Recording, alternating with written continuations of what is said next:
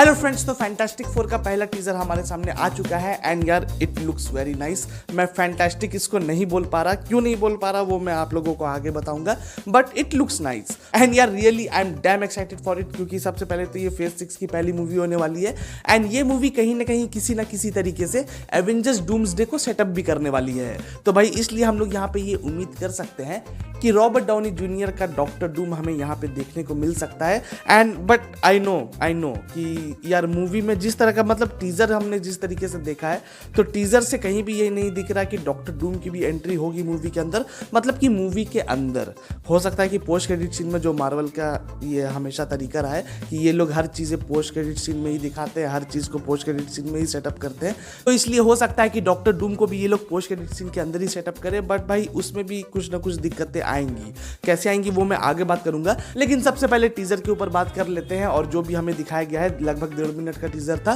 तो इसमें जो भी हमें दिखाया गया है उसे ब्रेक डाउन कर लेते हैं और इसके बाद हम लोग अपने अगले मुद्दे पे आते हैं। तो इसलिए अब बिना किसी देरी के let's start the break down. तो दोस्तों टीजर की शुरुआत बिल्कुल रेट्रो फॉर्म में होती है, 4:3 रेशियो में होती है, क्योंकि भाई ये 1960s का टाइम हमें दिखाया जा रहा है and probably this is not our universe, ये किसी दूसरे यूनिवर्स में सेटअप किया गया है इस चीज को। लेकिन फिर भी कुछ चीजें हमारे यूनिवर्स से ली गई है, जैसे 1960s के टाइम पे जो भी टीवी होते थे तो 4:3 रेशियो में ही हम लोग पिक्चर को देख पाते थे एंड दैट्स व्हाई मार्वल ने 4:3 रेशियो का इस्तेमाल किया है इस टीजर की शुरुआत करने के लिए। एंड यहाँ पे जो कलर्स का इस्तेमाल किया है, मतलब कि कलर करेक्शन का जो इस्तेमाल किया है वो भी 1960s के टाइम का, मतलब कि ओल्ड वाइब्स हमें दे रहे हैं एंड सीरियसली मार्वल का ये अप्रोच मेरे को काफी अच्छा लगा। एंड फिर यहाँ पे हम अपने रीड रिचर्ड्स और सू वॉम को देखते हैं जो कि गेस्ट्स को वेलकम करते हैं एंड बताते हैं कि किस तरह वो हफ्ते में एक बार एक साथ मिलकर डिनर करते हैं, वो भी 7 PM शार्प। फिर चाहे कुछ भी हो जाए और दुनिया के एल भी क्यों ना लग जाए। लेकिन भाई इनको क्या पता था कि एक दिन ऐसा भी आएगा कि इनको अपनी ये जो कसम है, ये जो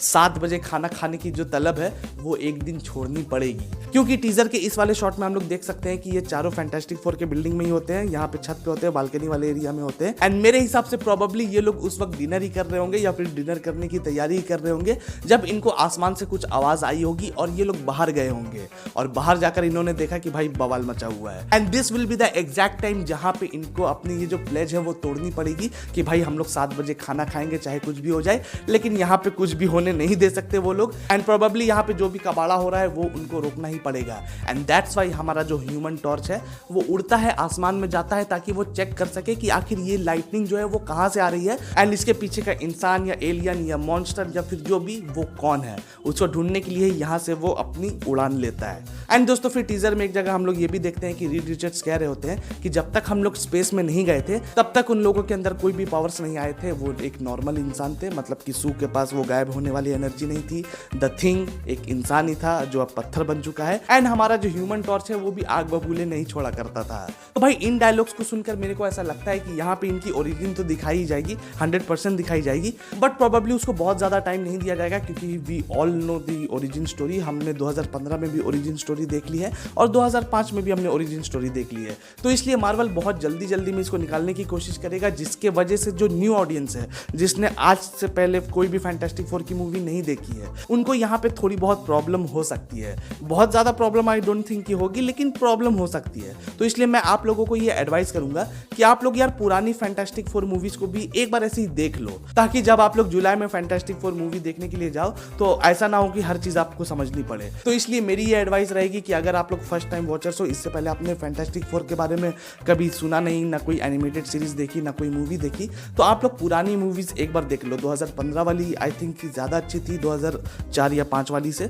तो लेकिन कोई भी देख सकते हो। आपको ओरिजिन जानना है, आपको कैरेक्टर्स पता होने चाहिए, बस बेसिक रीजन यही है पुरानी मूवी को देखने के लिए। तो भाई एक बार देख लेना, ठीक है, और मजा भी आएगा। तो फिलहाल अब वीडियो में आगे बढ़ते हैं। तो फिर आगे हम लोग देखते हैं कि जब उन लोगों को अपने पावर्स मिल जाते हैं तो सबके पावर्स हमें दिखाए गए हैं, लेकिन रीड रिचर्ड्स को हमने उनके पावर को इस्तेमाल करते हुए नहीं देखा, क्योंकि भाई रीड रिचर्ड्स के अलावा बाकी तीनों के पावर्स हमने देख लिए कि किस तरह उनके पावर्स काम कर रहे हैं, लेकिन रीड रिचर्ड्स को अपने हैंड्स को या फिर लेग्स को फ्लेक्स करते हुए हमने नहीं देखा। तो आई थिंक ये कमी थी, ये उन लोगों को दिखाना चाहिए था, या फिर मार्वल इज कुकिंग समथिंग। हो सकता है कि वो कुछ अलग ही लेवल पे उनको दिखाना चाहते हो and I think that's what is holding them and वो उसको बचा कर रखना चाहते हैं ट्रेलर के लिए एंड इट्स फाइन। बट फिर भी मिस्टर फैंटास्टिक के पावर्स अगर हमें थोड़े बहुत भी दिखाए जाते तो मजा आता है भाई। फिर यार टीजर में एक सीन ऐसा भी आता है जहाँ पे हम थिंग को देख सकते हैं कि वो टीवी देख रहा है और अपने पुराने वाले रूप को देखकर शायद मिस कर रहा है। एंड यहाँ पर इस सीन को देखकर 100% ये समझ में आ रहा है कि थिंग को अपना ये नया रूप बिल्कुल भी नहीं पसंद।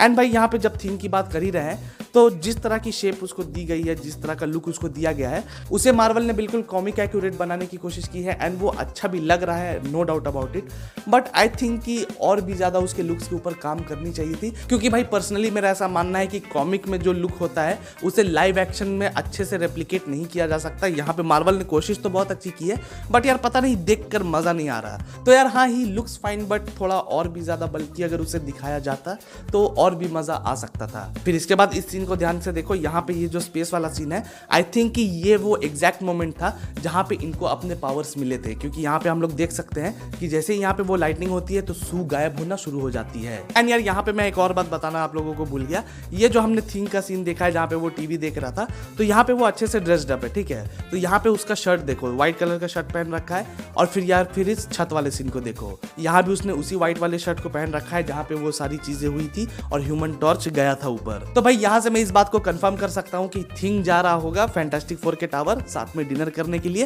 एंड दैट्स व्हाई उसने सेम कपड़े यहाँ भी पहन रखे हैं। एंड उनके डिनर करने के वक्त ही यहाँ पे ये सारी चीजें हो गई जिनके वजह से उनको अपना डिनर छोड़ना पड़ा and they are ready to fight. तो भाई जैसा कि मैंने इस वीडियो की शुरुआत में कहा था कि वो लोगों को अपना डिनर छोड़ना पड़ेगा एंड दैट्स द प्रूफ, उनको अपना डिनर छोड़ना पड़ गया। एंड फिर इस टीजर का वो आखिरी सीन आता है जहाँ पे हमें गैलेक्टस की परछाई नजर आती है और पीछे से हमें गैलेक्टस भी दिखता है। बट भाई यहाँ पे मैं फिर से कहना चाहूंगा कि गैलेक्टस को सामने से भी दिखा देते ना तो ज्यादा मजा आता, क्योंकि इस पूरे टीजर को देखकर वाइब तो अच्छी आई, लेकिन यार वो जो एक मनी शॉट वाली चीज होती है ना कि हाँ भाई मजा आ गया देखकर, जो ऑडियंस एक्साइट हो जाती है, तो वो चीज आई थिंक कि थोड़ी बहुत मिसिंग थी इस टीजर के अंदर। क्योंकि भाई एक मनी शॉट वाला सीन क्या होता है, जैसे कि नो वे होम का जो टीजर आया था तो वहां पे मनी शॉट के रूप में हमें डॉक्टर ऑटो ऑक्टेवियस को दिखा दिया गया था, उनके लुक को रिवील कर दिया गया था। तो बिल्कुल उसी तरह से यहाँ भी वो चीज करनी चाहिए थी आई थिंक मार्वल को, क्योंकि भाई इसके वजह से जो नए फैंस हैं उनके अंदर थोड़ी बहुत क्यूरियोसिटी आ जाएगी। क्योंकि जैसा कि मैंने कहा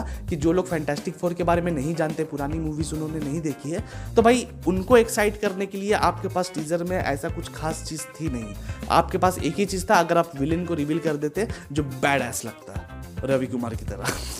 बाकी दोस्तों इन सभी के अलावा टीजर में एक और सीन था जहां पे हमें एक बूढ़ा आदमी नजर आता है, तो आखिर ये है कौन? तो भाई मेरे हिसाब से शायद ये मोल मैन हो सकता है, जो कि इस मूवी में एक सेकेंडरी विलन की तरह काम करेगा। क्योंकि दोस्तों कुछ दिनों से ऐसे लीक्स भी आ रहे थे कि मोल मैन इस मूवी के अंदर सेकेंडरी विलन का काम करेगा। हाँ वो बहुत ज्यादा खतरनाक नहीं दिखाया जाएगा, मतलब कि ऐसा नहीं कि वो बहुत बड़ा थ्रेट बन गया है फैंटास्टिक फोर के लिए, बट परेशान करेगा वो। एंड दोस्तों यहाँ पे मैं मोल मैन के बारे में थोड़ा बहुत आप लोगों को कॉन्टेक्स्ट दे देता हूँ कि भाई मोल मैन जो है वो आंखों से है ना थोड़ा कमजोर है और इसलिए यहाँ पे उसको अंधेरे में ही दिखाया गया है। अंधेरे में इसलिए ही दिखाया गया है क्योंकि जब वो धूप में जाता है या फिर बहुत ज़्यादा रोशनी में जाता है तो उसकी आंखों में चुभन होती है, वो उसको बर्दाश्त नहीं कर पाता। एंड दैट्स वाई अगर आप लोग कॉमिक्स में उसके कैरेक्टर को देखोगे तो यहाँ पे उसने एक चश्मा सा पहन रखा है जो कि मोल मैन की आंखों को धूप से या फिर रोशनी से बचा कर रखता है। बाकी भाई अगर मोल मैन के बारे में आप लोग ज़्यादा जानना चाहते हो तो इसके ऊपर एक वीडियो बना दूंगा अगर आप लोग रिक्वेस्ट करोगे तो। बाकी यार इसके अलावा बात करते हैं कि डॉक्टर डूम कहाँ है। तो डॉक्टर डूम को ये लोग टीजर में तो नहीं दिखाने वाले, मे बी ट्रेलर में दिखा दे अगर वो मूवी का पार्ट होगा तो। लेकिन जैसा कि मैंने कहा आई डोंट थिंक कि वो मूवी का पार्ट होगा, क्योंकि ऑलरेडी यहाँ पे मोल मैन को उन्होंने दिखा दिया है, फिर गैलेक्टस मेन विलन है ही भाई। डॉक्टर डूम को इस मूवी में दिखाने का बस एक ही तरीका है और वो तरीका है मूवी की शुरुआत मतलब कि ओरिजिन दिखाने वक्त। क्योंकि भाई जिस तरह हमने 2015 वाली मूवी में उसका ओरिजिन देखा था कि किस तरीके से वो डॉक्टर डूम बना, तो सेम चीज यहाँ भी अप्लाई की जा सकती है। एंड यहाँ पे जब हम लोगों को उनका ओरिजिन दिखाया जाएगा, जब वो लोग स्पेस में जा रहे होंगे, तब हमें विक्टर वॉन डूम भी दिखाया जा सकता है। जब वो एक नॉर्मल इंसान था, उसके पास पावर्स नहीं आए थे, लेकिन स्पेस में जाने के बाद वो कहीं पे खो गया। तो भाई इस तरीके से मार्वल जो है वो डॉक्टर डूम की ओरिजिन दिखा सकता है कि शुरुआत में वो उनका पार्ट था, ये 4 लोग नहीं थे 5 लोग थे, लेकिन जब ये लोग स्पेस में गए तो डॉक्टर डूम को उसके पावर्स मिल गए, लेकिन वो स्पेस में कहीं पे खो गया। और फिर पोस्ट क्रेडिट सीन जब मूवी का आएगा तो हमें पता चल जाएगा कि वो स्पेस में कहाँ है और उसने क्या क्या चीजें अचीव कर ली है, क्या क्या पावर्स उसको मिल गए हैं और किस तरीके से वो इस पूरे स्पेस टाइम को कंट्रोल करना चाहता है। तो इस तरीके से आई थिंक कि दिखाया जा सकता है, लेकिन पता नहीं यार मार्वल जैसा हम लोग सोचते हैं वैसा करता नहीं है। मार्वल यार कर लो प्लीज, अभी भी शूटिंग चल रही है मूवी की, तो देख लो प्लीज देख लो। तो यार अब बस आज के लिए इतना ही। अगर आप लोगों को ये ब्रेकडाउन पसंद आया हो तो जाने से पहले वीडियो को लाइक और चैनल को सब्सक्राइब भी जरूर कर देना। तो चलो अब मिलते हैं अगली वीडियो में, तब तक के लिए गुड बाय, टेक केयर।